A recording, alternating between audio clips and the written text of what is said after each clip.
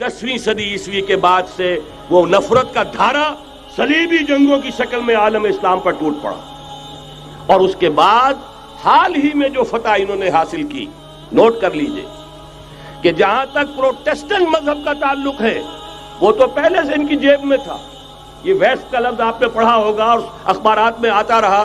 खलीज की जंग के दौरान वेस्ट एक तो कहते हैं ये भीड़ जो काट जाती है मुंह सूज जाता है, एक ये वेस्ट मुखफ़फ़ है। व्हाइट एंग्लो सेक्सन प्रोटेस्टेंट्स, सबसे पहले यहूद ने उन्हें शिकार किया, अपना आलाकार बनाया।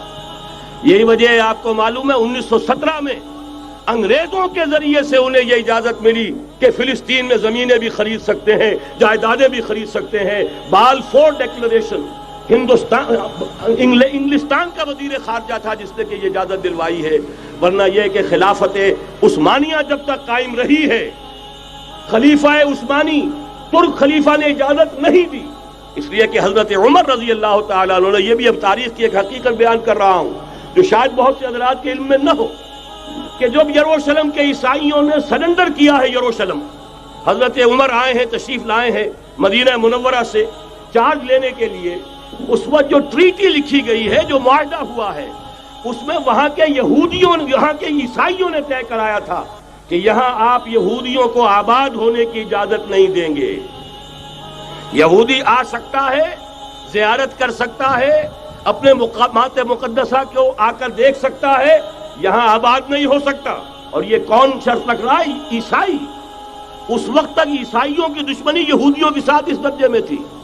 और यही हजरत उमर रजी अल्लाह तआला अन्हु की वो शर्त थी कि सलातीन उस्मानिया, खुलफाए उस्मानिया ने भी, हालांकि यहूदियों ने बड़ी से बड़ी रिश्वत देने की कोशिश की है, सुल्तान अब्दुल हमीद खान को यूं समझिए कि सीमो जर से खरीदने की कोशिश की है, लेकिन इसके बावजूद उनका कि जो फैसला हजरत उमर कर गए थे, जो कमिटमेंट रजी अल्लाह तआला अन्हु उनकी है, मैं उससे सरे मुंह इन्हिराफ नहीं कर सकता। असल में उसी की तो सदा है जो फ्री मेसनरी के जरिए से खिलाफत का खात्मा कराया गया, कि यही सबसे बड़ी रुकावट है।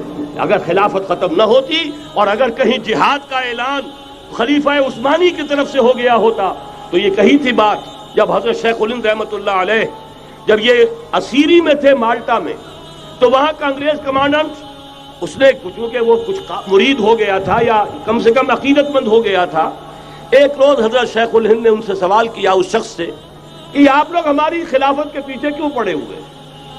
ये तो बीमार, तुम खुद कहते हो, यूरोप का मर्दे बीमार तुर्की, आपको क्या डर है इससे?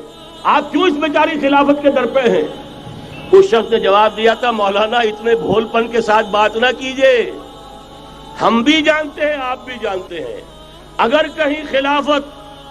कहीं खिलाफत उस्मानिया की तरफ से जिहाद का ऐलान हो गया तो पूरे आलम इस्लाम से लाखों मुसलमान अपने सरों से कफन बांध कर निकल आएंगे। आज इस गए गुजरे दौर में भी इस कमजोर और यूं समझिए कि नाम निहाद खिलाफत के अंदर इतनी जान है, इतनी ताकत, लिहाजा उसको खत्म किया गया। और खत्म कराया गया किन के जरिए से? वो जो मुसलमान कहलाते हैं थे फ्री मेसन, मुस्तफा कमाल पाशा फ्री मेसन, और उसके जरिए से इन्होंने सारे काम जो करवाए वो दर हकीकत अपनी साजिशों के जरिए से और मुसलमानों को इस्तेमाल करके करवाए। बहरहाल बात लंबी हो रही है।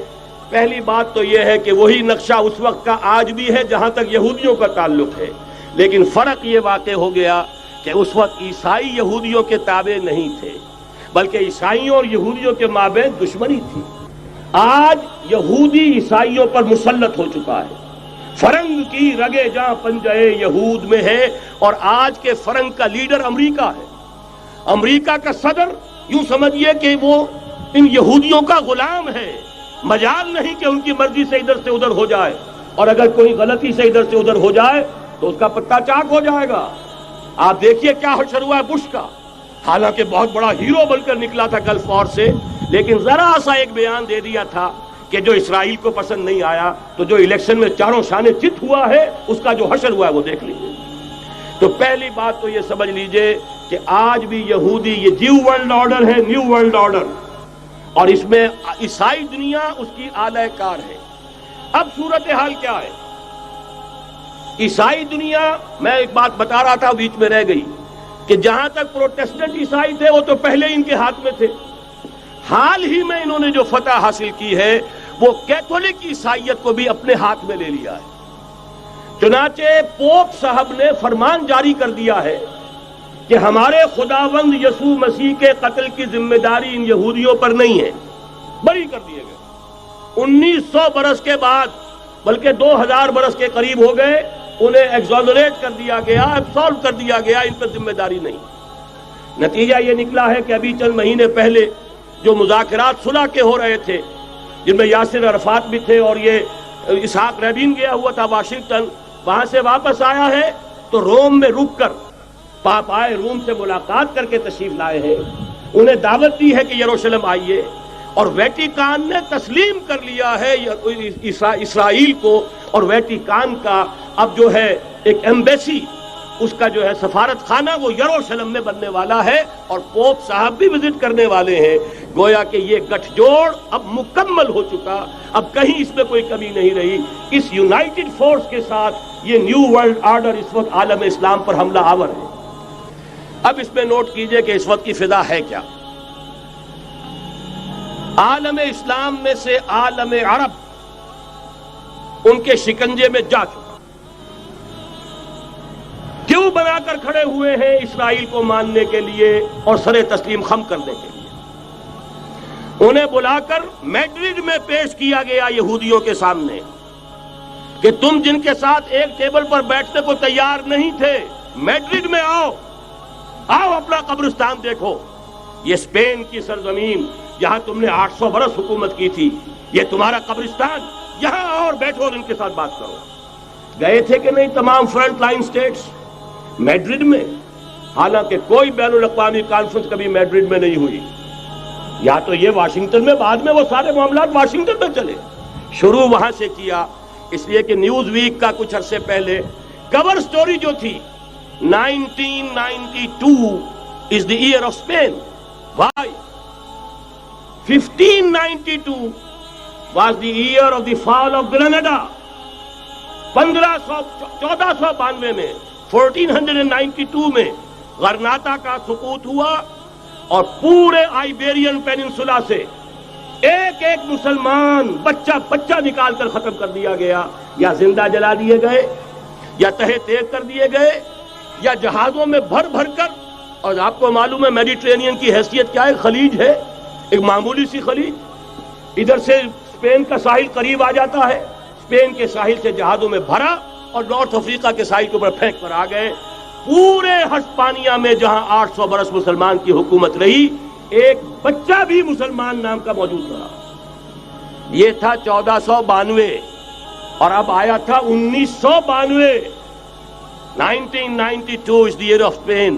اسی لیے ورلڈ اولمپکس رکھے گئے، وہاں دلہن کی طرح سجایا گیا ہسپانیہ کو، اور بلایا گیا، طلب کیا گیا، سمن کیا گیا تمام دول عرب کو، آؤ یہاں بیٹھو، اور یہاں بیٹھ کر اپنے ان یہودی دشمنوں کے ساتھ مصالحت کی بات شروع کرو۔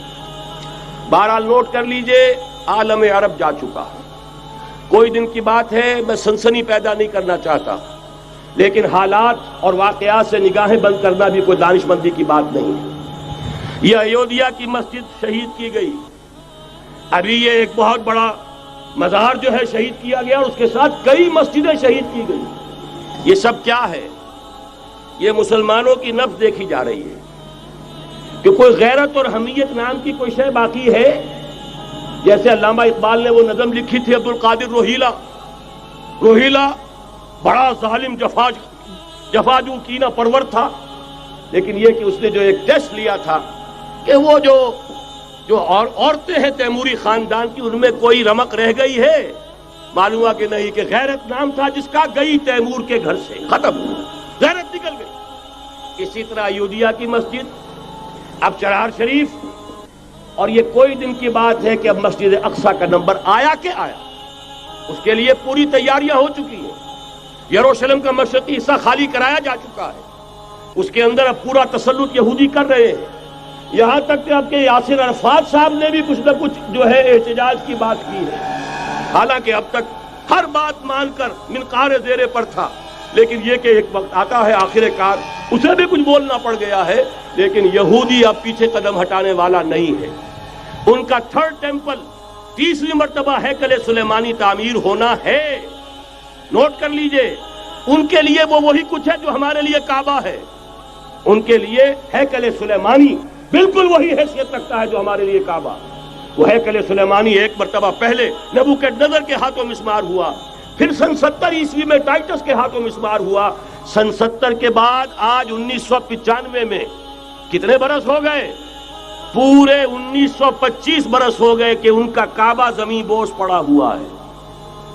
اب تک تو ان کا بس نہیں تھا، اب تو بس ہے کہ نہیں؟ اب ان کی حکومت ہے کہ نہیں؟ اب شاہ حسن ہو چاہے شاہ حسین، ان کے نوکر اور چاکر ہیں یا نہیں؟ اب انہیں ڈر کس کا ہے؟ لہذا کوئی دن کی بات ہے، مسجد اقصی شہید ہوگی اور ٹیمپل کی تعمیر شروع ہوگی.